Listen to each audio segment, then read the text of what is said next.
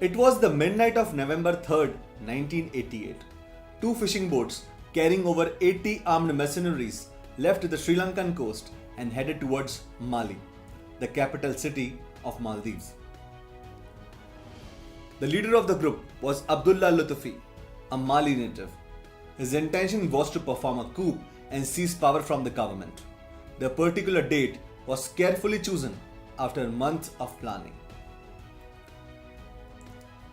As a prominent businessman from Mali, Abdullah Lutfi was associated with many powerful people from across the globe. His ties with the head of People's Liberation Organization of Tamil Eelam, Uma Maheshwaran, was one such association.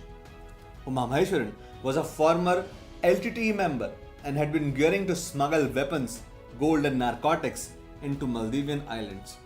He convinced Lutfi that seizing power in Maldives would be a cakewalk given that their military was very weak. The plan was to overthrow the then Abdul Gayoom government and institute Lutfi as a sovereign power. Uma Maheshwaran would then be rewarded with the opportunity to set up his base in Maldives. Maldives is a small independent island nation located in the Indian Ocean, merely 600 kilometers away from the southern coast of India. Though over 1200 islands from this country, only over 200 have human inhabitation. Mali, the capital city, is merely 5 square kilometers in area and is just 1.5 meters above the sea level. It is also one of the most densely populated cities in the world. Once a British colony, Maldives gained independence in 1965 and chose to become a republic. Abdul Gayoom, who had been the president since 1978, was re-elected for his third term in 1988. There were multiple attempts at coup in Maldives. Given the weak nature of its defense force and its secluded geographic location, 1980 and 1983 also witnessed multiple failed attempts at coups against Gayoom. But the 1988 attempt was different. Lutfi and his squad had chalked out the mission extensively, dividing the strike into three phases. Avoid resistance from the Gayoom administration by capturing the headquarters of National Security Services. Seize the administrative center of the country, the President's Palace. And finally, block all external touchpoints and communication channels, such as the airport and all audio-video broadcasts. November 3, 1988. By around 5 am, the fishing boats reached the coast at Mali, one at the Presidential Harbour and another at Commercial Harbour.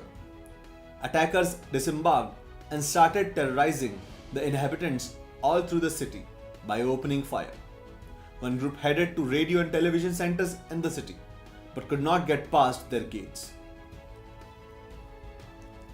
Another group charged towards the presidential palace to seize control. President Gayoom was believed to be travelling to Delhi on the day for a meeting with Indian Prime Minister Rajiv Gandhi. Lutfi's idea was to seize power in his absence, but the meeting got rescheduled for a later date, and the president decided to stay. This is where Lutfi's elaborate plans went haywire. As planned earlier, a group of attackers moved towards the NSS headquarters. Mali had less than 2,000 national security forces protecting it. They also assumed the roles of Maldives Army, Air Force and police themselves. At the time of the attack, though the NSS building had over 200 personnel, lack of training and poor experience rendered their resistance futile. Mali was thus seized by the attackers in the coup. Fortunately, Abdul Gayoom managed to escape to a safe area, away from the attackers. Meanwhile, the Maldivian Foreign Affairs Minister Ibrahim Zaki was requesting assistance from the international community over phone. Pakistan and Sri Lanka refused to offer assistance, citing their inability to help at short notice. America responded by informing Zaki that by the time their forces reached Maldives from their Diego Garcia base, it would be more than 2 days. They suggested Zaki to approach India for the help. Britain also suggested the same. This is when Zaki pleaded India to intervene in Maldives. As Zaki made the call to the Prime Minister's office, PM Rajiv Gandhi was returning back to Delhi from Kolkata after an official commitment. The Prime Minister's office proactively engaged with Zaki and extracted as much information on the situation as was possible. The PMO contact warned Zaki not to disconnect the call at any cost, as he was worried that the Mali telephone exchange might already be under the control of the attackers. Light going off while disconnecting the call may give Zaki's location, thus endangering his life. Also, an attack on the exchange meant Mali would truly be isolated from the world. For these reasons, the phone call that Zaki made to the Indian Prime Minister's office lasted for over 18 eventful hours. As soon as he reached the capital, Rajiv Gandhi called for a high-level meeting where it was decided that an Indian military intervention was the only solution. Many of his advisors opined that the conflict in Maldives was an internal matter that did not warrant Indian intervention. However, Rajiv Gandhi was well aware of the fact that the Indian Ocean region where Maldives is located was a region of a strategic importance to India. This route housed one of the busiest sea routes in the world. Rajiv Gandhi was determined to help the island nation. The responsibility to carry out this mission was handed over to the Para Brigade. The surface of coral reef resembles that of a cactus plant, and islands across Maldives were made up of such reefs. Hence, the operation was named Operation Cactus. Indian Army's Para Brigade is well trained to use parachutes to land on enemy territory and carry out missions. By 5 pm, over 400 Indian paratroopers boarded with 2 Ilyushin 76 airlifters and headed to Mali under the leadership of Brigadier Bulsara. The details of the mission were top secret. From the Para Brigade headquarters of Agra, the aircrafts flew straight to Mali. This was communicated to the air traffic control as merely routine flights to Thiruvananthapuram to avoid any delay in readying customs and immigration clearances. As the aircraft kept flying and eventually flew out of Indian airspace, the ATC staff at Thiruvananthapuram was bewildered. On the way, a British commercial aircraft encountered the IL-76 aircrafts. Soon, stories flashed across BBC that Indian troops are heading to Maldives for a rescue operation. While viewed from above, the Hulul airport in Mali resembles an aircraft carrier. The airport was situated in an island next to Mali and had only one single runway that was just 3 kilometers in length and 500 meters in width. Back then, India did not have access to technological aids such as satellite imaging or accurate maps of Mali. There was also grave uncertainty about the situation in Mali, including the number of attackers and the arms that they possessed. It was also possible that the other attackers posing as tourists may have infiltrated the city much earlier.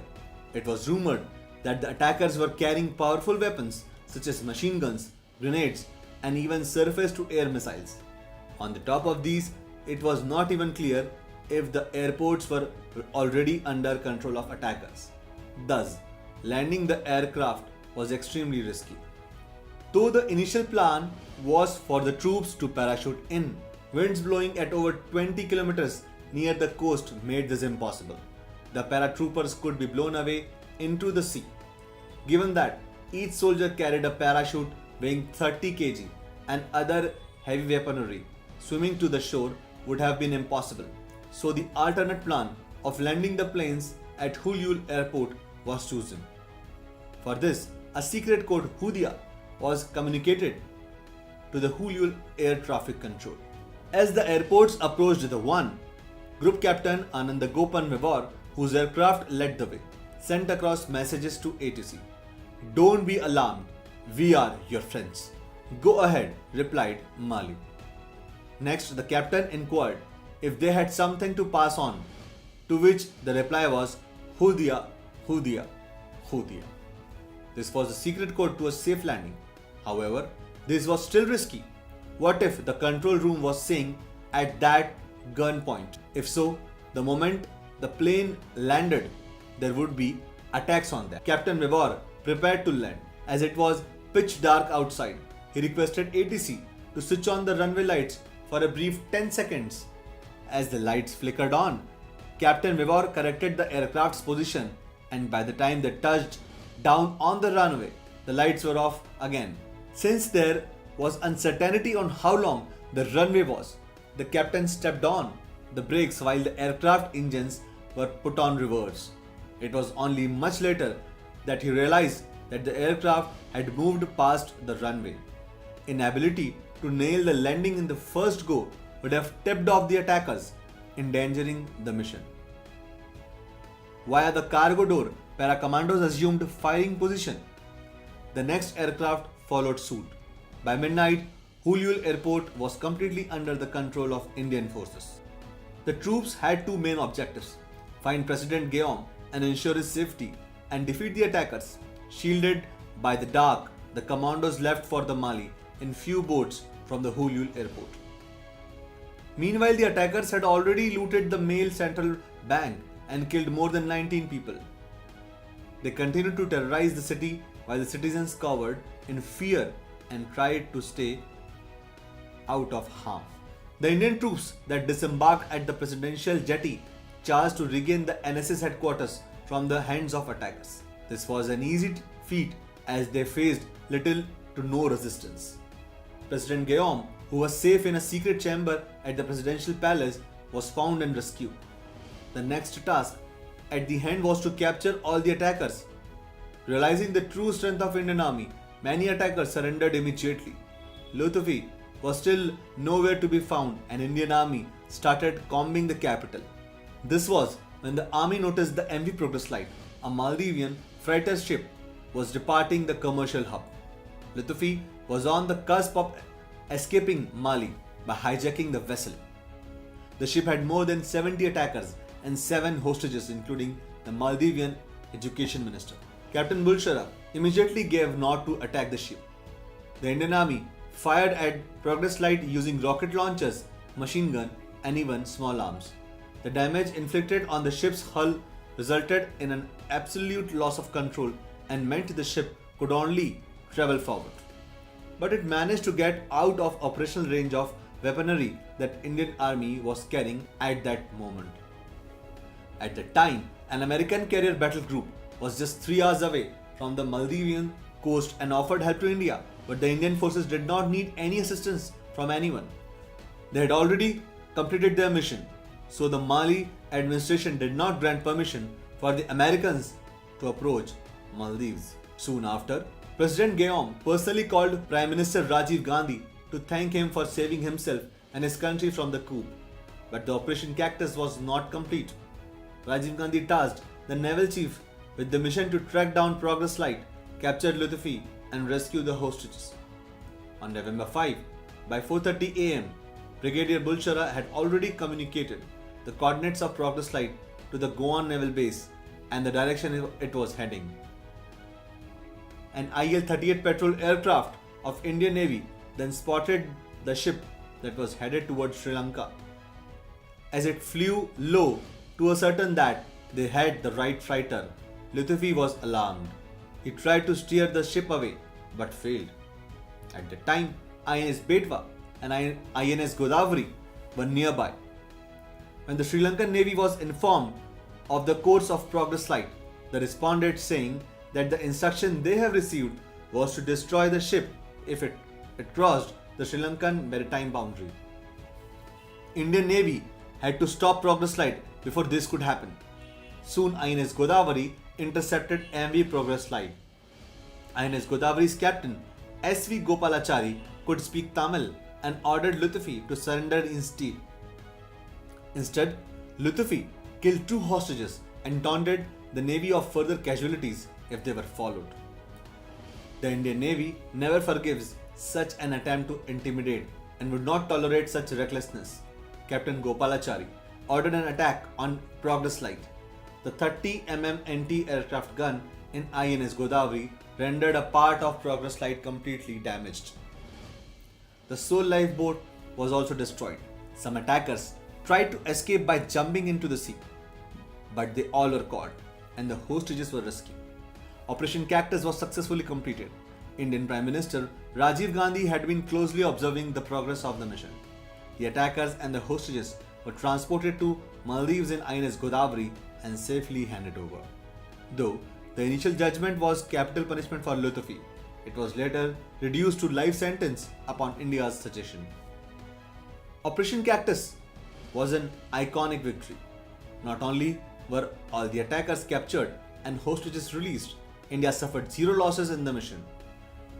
The then British Prime Minister Margaret Thatcher, as well as the US President Ronald Reagan, publicly applauded India's timely intervention.